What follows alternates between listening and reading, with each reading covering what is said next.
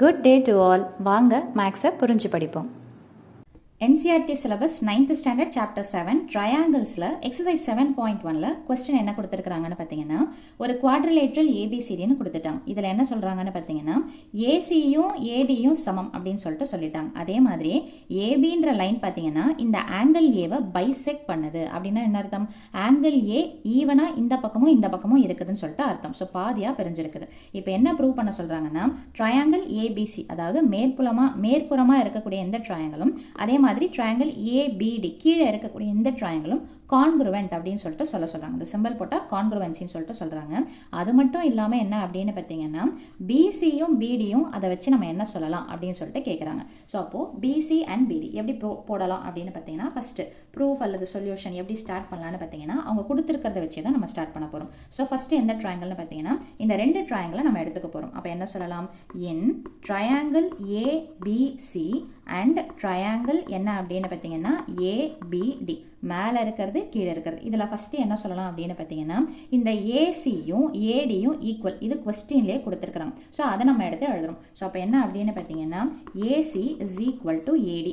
என்ன ரீசன்னு பார்த்தீங்கன்னா கிவன் அப்படின்னு சொல்லிட்டு எடுத்து எழுதுருங்க. ஸோ இது என்னவா வந்துருச்சு? சைடுன்ற கான்செப்டில் வந்துருச்சுங்களா? அடுத்தது என்ன சொல்கிறோன்னு பார்த்தீங்கன்னா இந்த ஏ பார்த்தீங்கன்னா அதாவது CAB ஆங்கிள் எதில் இருக்குதுன்னு பார்த்தீங்கன்னா ஏல இருக்குது. ஸோ அப்போ எழுதும்போது எப்படி எழுதணும்னா ஏவை சென்டராக வச்சு எழுதணும். Angle CAB is equal to angle என்னன்னு பார்த்தீங்கன்னா DAB. ஸோ CABயும் DAB நீங்கள் ஏவை சென்டரில் போட்டு இதை எப்படி வேணாலும் முன்ன பின்ன நீங்கள் போட்டுக்கலாம். ஓகேங்களா? இது ரெண்டும் என்ன சொல்லிட்டோன்னு பார்த்தீங்கன்னா ஈக்குவல். என்ன ரீசன் அப்படின்னு பார்த்தீங்கன்னா ஏபின்றது பைசெக்ட் பண்ணுது. எதை பைசெக்ட் பண்ணுது அப்படின்னு பார்த்தீங்கன்னா ஆங்கிள் ஏவை பைசெக்ட் பண்ணுது. ஓகேங்களா? ஸோ இது வந்துட்டு உங்களோட அண்டர்ஸ்டாண்டிங்காக சொல்கிறேன். ஸோ இது சைடை வச்சு சொல்லிட்டுனா இது என்னன்னு பார்த்தீங்கன்னா ஆங்கிள் பேஸ் பண்ணி சொல்லியாச்சு. ஸோ அடுத்தது என்ன சொல்கிறோன்னு பார்த்தீங்கன்னா இந்த ரெண்டு ட்ரையாங்கிளுக்குமே யார் காமனாக இருக்கிறாங்கன்னு பார்த்தீங்கன்னா ஏபின்ற லைன் காமன். ஸோ அப்போ அடுத்த பாயிண்ட் நம்ம என்ன எடுத்து எழுத போகிறோம்? AB is equal to AB. Reason என்ன? It is a common side, பொதுவான பக்கம் அப்படின்னு சொல்லிட்டு எடுத்து எழுதிடணும். ஸோ அப்போ இதுவும் எதை டினோட் பண்ணுதுன்னு பார்த்தீங்கன்னா சைடு. ஸோ இப்போ இந்த ஃபர்ஸ்ட் லெட்டர் எடுத்துக்கோங்க, சைடு ஆங்கிள் சைடு. ஸோ இந்த கிரைட்டீரியன் படி நம்ம என்ன எடுத்து எழுதலாம்? ஸோ தேர்ஃபோர் ட்ரையாங்கிள் நம்ம என்னென்ன ட்ரையாங்கிள் எடுத்தோம்? ABC அண்ட் ABD இந்த ரெண்டு ட்ரையாங்கிளை எடுக்க போகிறோம். So therefore triangle ABC is congruent to triangle என்னன்னு பார்த்தீங்கன்னா ABD.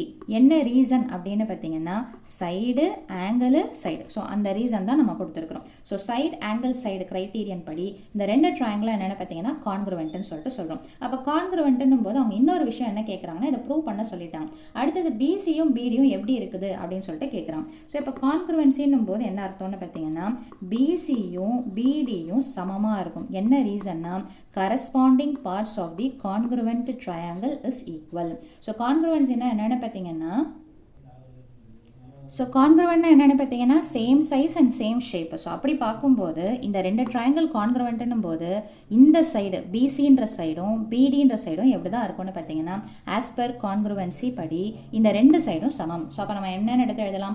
BC is equal to BD using என்ன அதுன்னு பார்த்தீங்கன்னா corresponding parts of the congruent triangle. அப்படி இருக்கும்போது இந்த ரெண்டு சைட்ஸும் ஈக்குவல். ஸோ அவங்க கேட்டது இதை ப்ரூவ் பண்ண சொன்னாங்க. இது ரெண்டும் எப்படி இருக்குதுன்னு சொல்கிறாங்கன்னா நீங்கள் லாஸ்ட்டில் லைனாக எடுத்து எழுதணும்னா therefore BC and BD have same equal lens அப்படின்னு சொல்லிட்டு எழுதிட்டிங்கன்னா முடிஞ்சு போச்சு.